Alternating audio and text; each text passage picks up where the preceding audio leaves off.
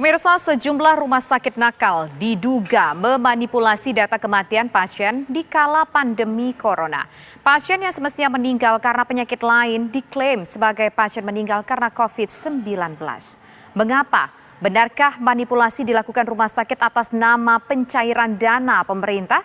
Berikut penelusurannya dalam 3 kasus. Demi anggaran, rumah sakit COVID-kan pasien.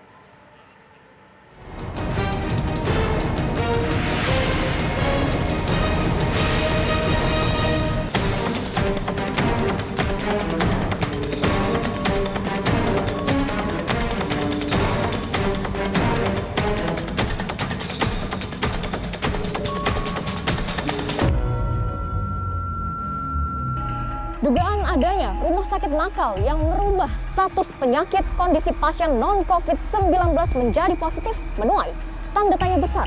Pertanyaannya, bagaimana mungkin hal ini dapat terjadi dan seperti apa pengolahan data di rumah sakit yang sebenarnya?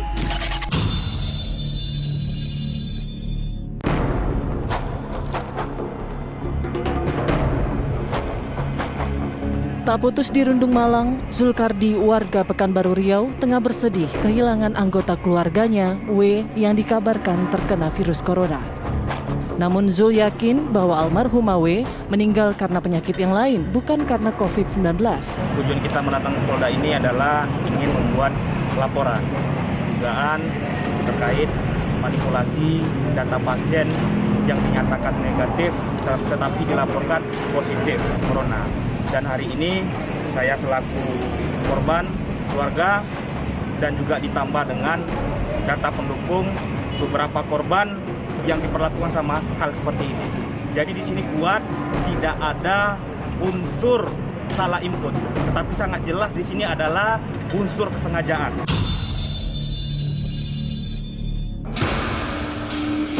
Yang mengejutkan, Zulkardi pun menyebut ada sejumlah korban salah input data pasien meninggal COVID yang ada di Pekanbaru Riau.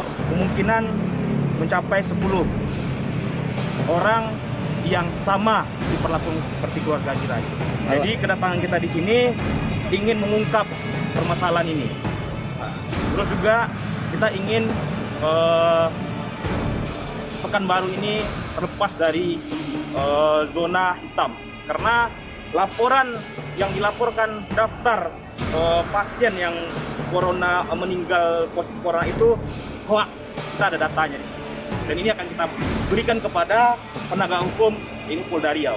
Kalau satu saja yang salah input tidak apa-apa. Ini lebih dari satu. Ini lebih dari satu. Jadi di sini kuat dugaan ada permainan, ada mafia di balik bencana COVID-19 yang ada di Riau ini.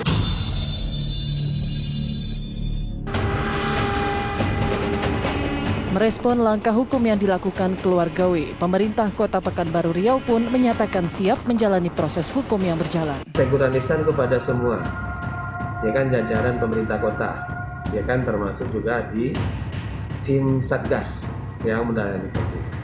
Untuk kita lebih cermat dan lebih hati-hati lagi di dalam memberikan pelayanan, apalagi dalam pencatatan data-data. Maka dicermati pendataan yang datanya sampai ke kita. Koordinasi antara pencatatan dan informasi ini kita harapkan tentunya kepada tim Satgas yang membidangi tentang pencatatan laporan-laporan COVID ini supaya bekerja lebih teliti lagi, sehingga tidak terjadi miskomunikasi sebagaimana yang terjadi di dalam peristiwa yang. Sementara kita sudah lakukan adalah pemeriksaan saksi pelapor, kemudian kita dalam melengkapi administrasi penyidikannya, kemudian rencana kita akan memanggil beberapa saksi, keluarga korban, mungkin yang kemarin mengambil data swab itu, kemudian juga dari pihak terkait akan kita berketerangan.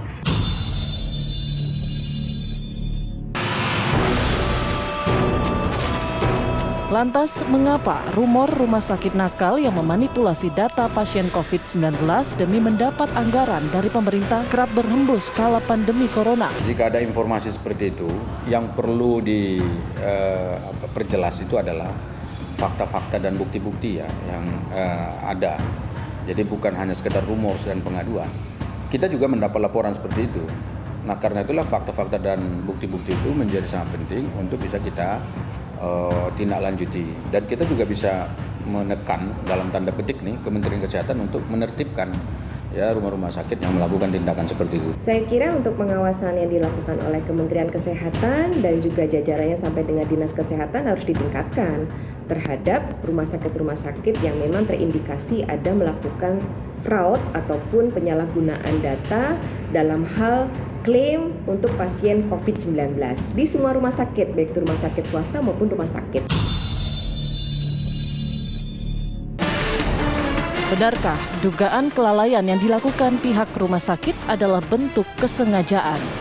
Mengingat dengan klaim pasien positif COVID-19, rumah sakit bisa mendapat anggaran 90 juta rupiah. Mari kita sama-sama kita sama-sama untuk menelaah apakah kasus itu adalah masalah kasus yang sebenarnya atau kasus yang perlu dikonfirmasi. Nah, kita sebetulnya membuka diri loh. Kalau misalnya ada masyarakat yang merasa bahwa aduh saya di-COVID-kan.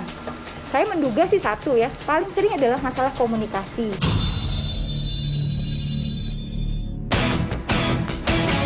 Di tengah merebaknya isu manipulasi data pasien meninggal COVID-19, selayaknya pemerintah bisa melakukan pencegahan. Karena tak seyogyanya ada pihak yang mendulang rupiah kala semua elemen berjuang menghadapi wabah.